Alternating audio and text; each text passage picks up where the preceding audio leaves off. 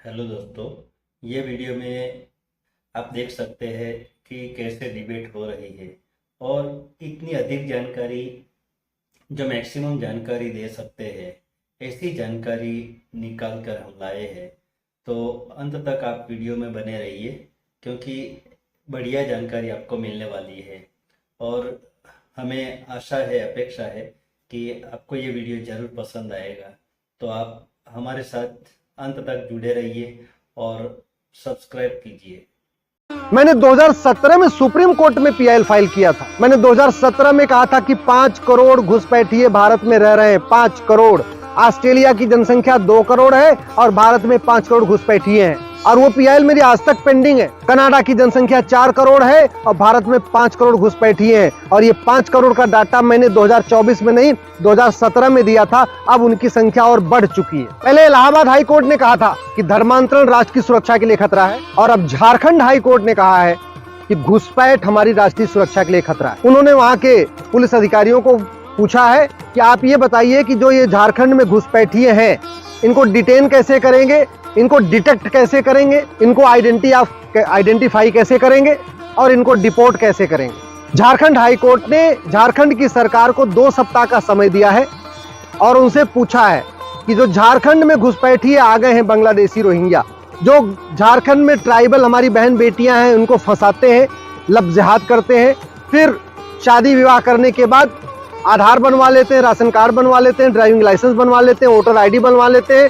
और जो आदिवासी की जमीन है उस पर कब्जा कर लेते हैं। इसको रोकने के लिए झारखंड सरकार क्या कदम उठाने जा रही है वो 2 सप्ताह के समय बताएं। मात्र 5000 घुसपैठिए गए थे, उन्होंने पर्शिया को ईरान बना दिया और भारत में तो 5 करोड़ घुसपैठिए आ चुके हैं। पूरी कार्य योजना उन्होंने मांगी है झारखंड के पुलिस प्रशासन से कि आप मुझे 2 सप्ताह के अंदर बताइए कि घुसपैठियों को ढूंढने, उनको रोकने, उनको वापस भेजने की क्या व्यवस्था होने वाली है। घुसपैठिए बॉर्डर पे 2000 रुपए दे के अंदर आते हैं, अंदर आके 2000 रुपए में आधार बनवा लेते हैं। 2 से 3000 रुपए खर्च करते हैं, वोटर आईडी में नाम जुड़वा लेते हैं। 3 से 4000 रुपए में ड्राइविंग लाइसेंस बनवा लेते हैं। 2 से 3000 रुपए में राशन कार्ड बनवा लेते हैं और जब उनके पास 4-5 कागज हो जाता है फिर उसके बाद वो बैंक में खाता खोल लेते हैं। ऐसा कोई भारत की तहसील नहीं है जहां घुसपैठिए नहीं आते हैं, जहां नहीं पहुंच गए हैं। ऐसा भारत का कोई जिला नहीं है जहां घुसपैठिए नहीं रहते हैं। तो ट्राइबल एरियाज में जो घुसपैठिए हैं इनको डबल फायदा हो रहा है। शेड्यूल ट्राइब का भी फायदा पूरा मिल रहा है और माइनॉरिटी का भी पूरा फायदा मिल रहा है। पहला, कन्वर्ट कर लेते हैं वहां की ट्राइबल महिलाओं को और कन्वर्ट करने के बाद मुस्लिम बना देते हैं और फिर मुस्लिम बन के जो माइनॉरिटी अफेयर मिनिस्ट्री का स्कीम है, माइनॉरिटी कमीशन वाली स्कीम है, उसका भी फायदा उठा रहे हैं। आदिवासी महिलाओं से शादी कर लेते हैं तो सारी जो ट्राइबल की योजनाएं हैं, जो आदिवासियों को मिलने वाले सारे लाभ हैं उनको मिलने लगता है। दूसरा, रिजर्वेशन का भी उनको फायदा मिलता है। एससी जो ट्राइबल का फायदा है और भी मिलता है उनको, मुफ्त में राशन, मुफ्त में दुकान, मुफ्त में मकान, मुफ्त में अनाज, वो सारा फायदा भी उठाते हैं। तू मैं होता है लोकसभा राज्यसभा में बेकार की बातों पे बतौलेबाजी होगी, चुटकुले सुनाए जाएंगे, शेरो शायरी होती रहेगी और कविता पाठ होता रहेगा, सब कुछ होता है संसद में। लेकिन घुसपैठ क्यों हो रही है, घुसपैठ का मूल कारण क्या है, घुसपैठ का अस्थायी समाधान क्या है, इस पर चर्चा ही नहीं होती। और घुसपैठ इसलिए हो रही है क्योंकि 1946 का जो फॉरेनर एक्ट है महा घटिया है, सड़ा हुआ है, रद्दी की टोकरी में फेंकने लायक है। दुर्भाग्य यह है उस फॉरेनर एक्ट पे, 1946 के जो फॉरेनर एक्ट है उस पे संसद में चर्चा ही नहीं हो रही, न लोकसभा में चर्चा हो रही, न राज्यसभा में चर्चा हो रही। घुसपैठ को राष्ट्र की सुरक्षा के लिए खतरा घोषित करना होगा और घुसपैठियों और उनके मददगारों पे नेशनल सिक्योरिटी एक्ट लगाना होगा। घुसपैठ को रोकना है तो सबसे पहले 1946 वाला जो फॉरेनर एक्ट है उसको रद्दी की टोकरी में फेंकना होगा, एक नया कानून बनाना होगा। घुसपैठ अगर रोकना है तो हमें इसको एक देशद्रोह घोषित करना होगा और घुसपैठियों और उनके मददगारों पे देशद्रोह की धारा लगानी होगी। घुसपैठ अगर रोकना है तो घुसपैठ को हमें देश की एकता अखंडता के लिए खतरा घोषित करना होगा और घुसपैठियों और उनके मददगारों पे यूएपीए भी लगाना पड़ेगा। अगर हम घुसपैठ रोकना चाहते हैं तो हमें इसको ऑर्गेनाइज क्राइम डिक्लेयर करना होगा और घुसपैठ ऑर्गेनाइज क्राइम है।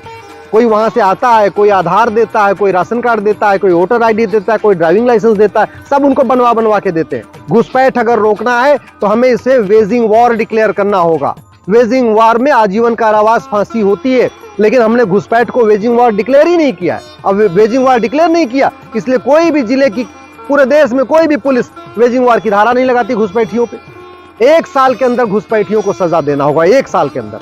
मैं गारंटी के साथ कहता हूं, 1000-2000 घुसपैठियों और उनके मददगारों को जेल में डाल दीजिए, उनकी 100% संपत्ति जब्त कर लीजिए, उनकी नागरिकता खत्म कर दीजिए। मैं गारंटी के साथ कहता हूं घुसपैठ रुक जाएगी।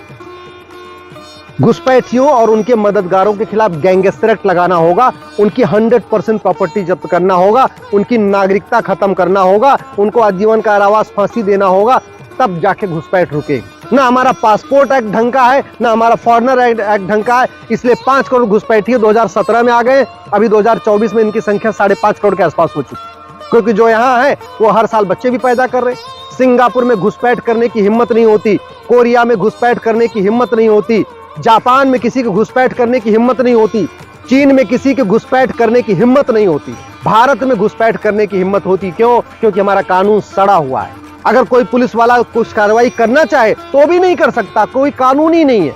अंत में उनको फॉरेनर एक्ट लगाना होगा जो सड़ा हुआ है, पासपोर्ट एक्ट लगाना होगा वो भी सड़ा हुआ है। भारत में 800 जिले हैं, 800 जिलों में से 200 जिलों की डेमोग्राफी बदल चुकी है, यानी 25% जिलों की डेमोग्राफी बदल चुकी है, और इसका मूल कारण है घुसपैठ, धर्मांतरण और जनसंख्या विस्फोट। भारत में 28 राज्य हैं, 8 केंद्र शासित प्रदेश हैं, यानी टोटल हो गए 36। इस 36 में से 9 राज्यों की डेमोग्राफी बदल गई है, यानी 25% राज्यों की डेमोग्राफी बदल चुकी है। उसका मूल कारण है घुसपैठ, धर्मांतरण और जनसंख्या विस्फोट। जो हमारे भारत के बॉर्डर पे 300 तहसीलें हैं, इनकी 300 की डेमोग्राफी बदल चुकी है। इसका मूल कारण है घुसपैठ, धर्मांतरण, जनसंख्या विस्फोट। भारत के बॉर्डर पे कुल 300 तहसीलें हैं, और 300 की 300 तहसीलें, यानी 100% बॉर्डर की तहसीलों की डेमोग्राफी बदल चुकी है। चाहे वो नेपाल का बॉर्डर हो, पाकिस्तान का बॉर्डर हो, हिमालय का बॉर्डर हो, म्यांमार का बॉर्डर हो, या इधर आप चलिए समुद्र का बॉर्डर हो। भारत में 6000 तहसीलें हैं, उसमें से 1500 तहसीलों की डेमोग्राफी बदल चुकी है, यानी 25% तहसीलों की डेमोग्राफी बदल चुकी है। इसका मूल कारण है घुसपैठ, धर्मांतरण, जनसंख्या विस्फोट। घुसपैठ कैसे रोका जाए, धर्मांतरण कैसे रोका जाए, जनसंख्या विस्फोट कैसे रोका जाए, इस पर चर्चा ही नहीं होती।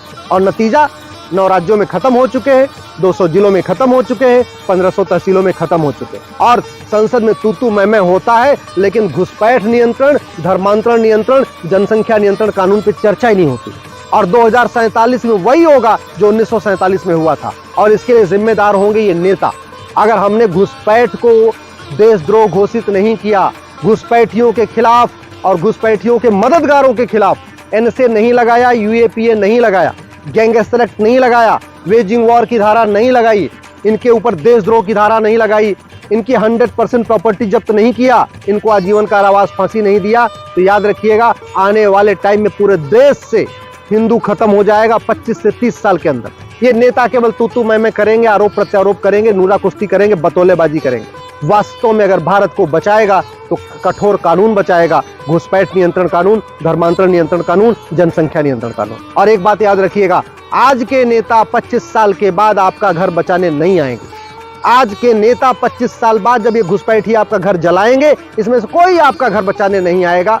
न 1947 में किसी ने बचाया, किसी नेता ने किसी का घर, न बंगाल में जब घर जल रहा था किसी नेता ने बचाया, न जब कश्मीर में घर जल रहा था किसी नेता ने बचाया, न मणिपुर में घर जल रहा था किसी नेता ने बचाया। इसलिए मैं आपसे हाथ जोड़ के निवेदन कर रहा हूं, इस विषय को पढ़ाइए, नेताओं की बतौलेबाजी से दूर हो जाइए, पॉलिटिकल पार्टियों की गुलामी छोड़िए, दल गुलामी छोड़िए, नेताओं की चाकरी छोड़िए, नेताओं की जय जयकार छोड़िए।